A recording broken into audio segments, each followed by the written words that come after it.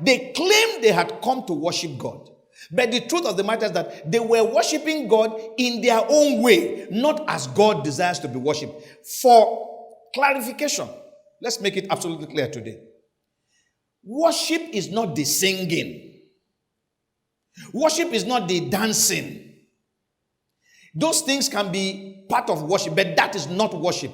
True worship is doing what God has asked you to do because you are reverencing God by that. Obedience, every act of obedience is an act of worship. Worship is the way we live for God. That is worship.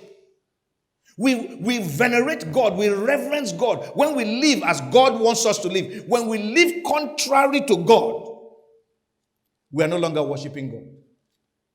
When we begin to glorify and magnify objects, we have entered into idolatry. Idolatry is not until you put palm oil on an object and begin to bow to the object. No. Idolatry is when your heart is drawn to something other than to God. That's idolatry. So worship is when your heart is right before God.